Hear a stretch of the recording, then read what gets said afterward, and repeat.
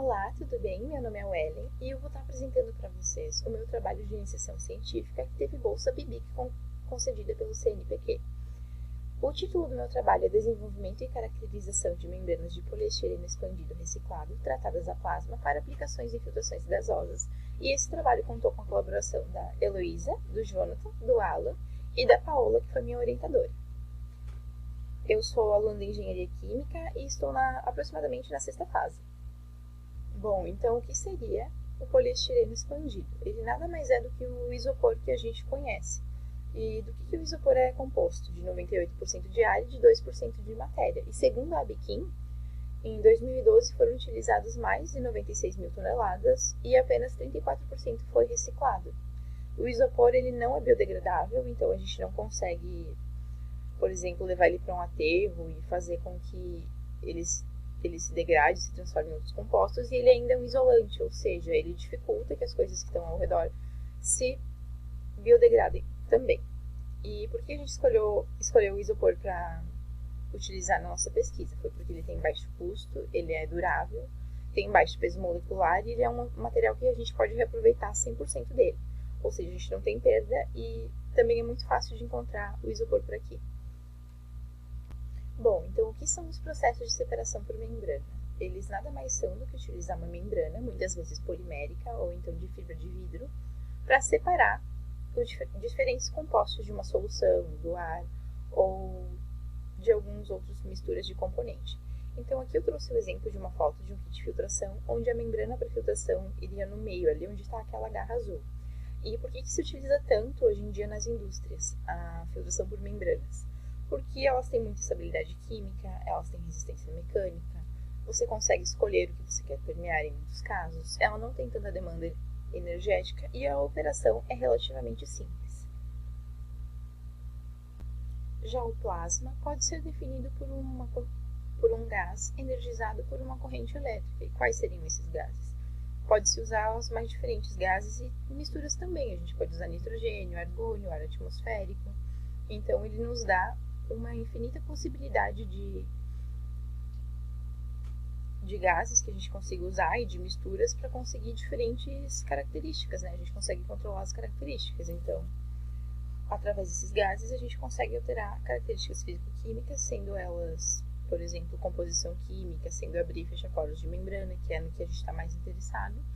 E a eficácia do plasma também depende da atmosfera, ou seja, da mistura de gases ou do gás que se está utilizando, do tempo de exposição e da temperatura.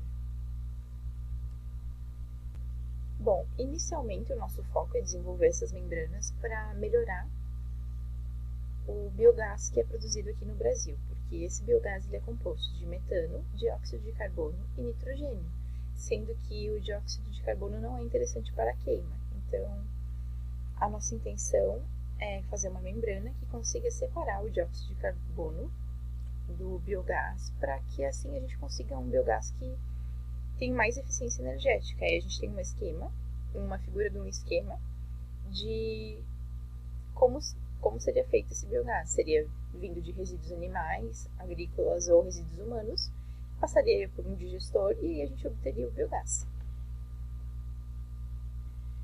O nosso objetivo geral é desenvolver e caracterizar membranas poliméricas a partir de resíduo de poliestireno expandido e depois tratar elas a plasma, visando a aplicação na separação de gases, como biogás ou então gás de síntese.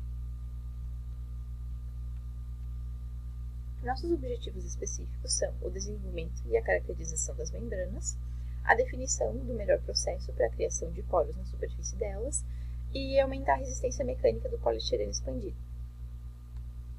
Como essas membranas foram preparadas? Assim, a gente recuperou o poliestireno expandido, a gente solubilizou em tolueno e depois a gente evaporou esse tolueno dentro de uma estufa a 80 graus.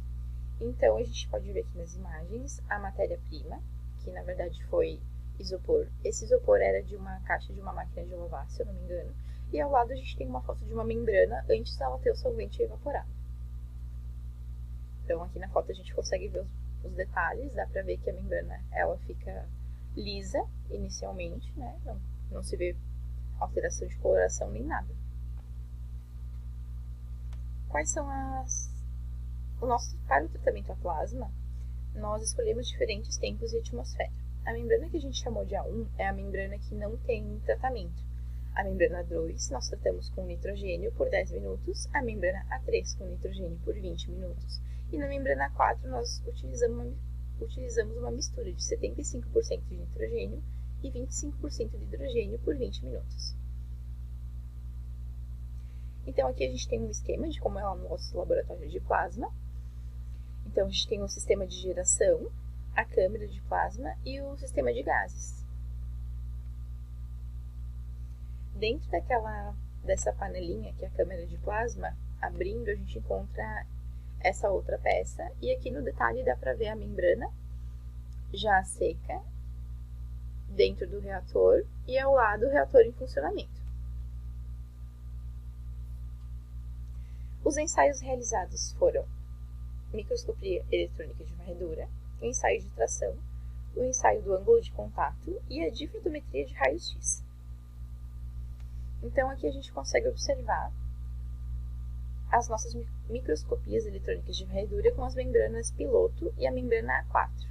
Essa membrana foi que, a um aumento de 30 mil vezes, a gente conseguiu ver mais criação de poros. Então dá para perceber que a superfície com o mesmo aumento da membrana sem tratamento é lisa, e na membrana tratada a gente já começa a verificar a existência de poros e de tamanhos variados, né? A gente consegue ver que tem vários poros de tamanhos maiores e menores.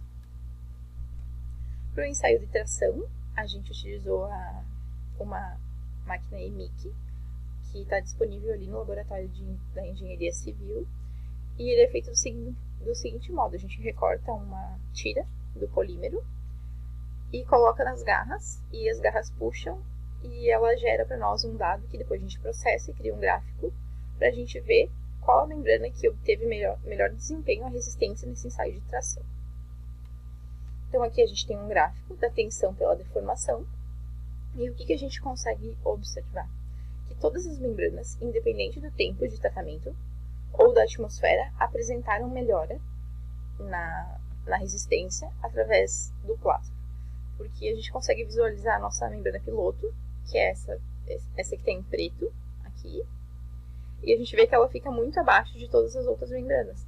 E a nossa amostra 4, que foi a amostra que apresentou muitos poros, continuou com uma resistência melhor do que a membrana que não tinha poros e que também não tinha tratamento. Então, a gente conseguiu melhorar a resistência e também criar poros através do plasma. No ensaio da gota césio, a gente pingou uma gotinha de água, a gente coloriu na imagem para ficar melhor para visualizar. E depois, por um software gráfico, a gente gerou os ângulos de contato.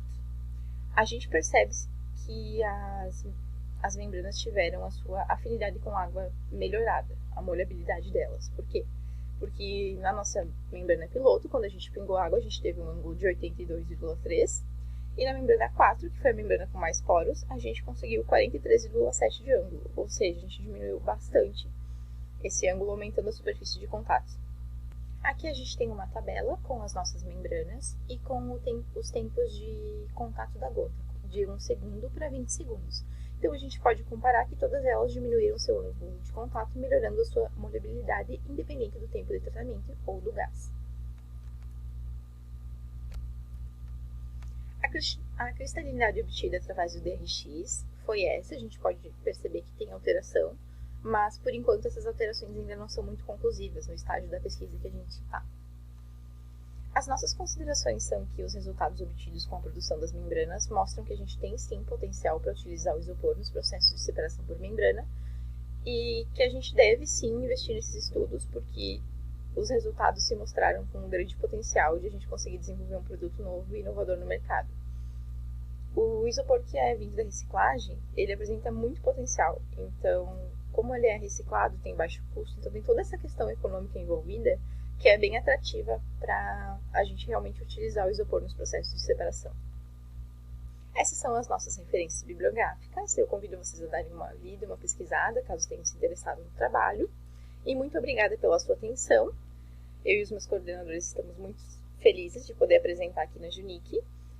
E a gente deixou aqui os e-mails para contato, caso surja alguma dúvida ou vocês queiram conversar mais sobre. Muito obrigada. Até mais.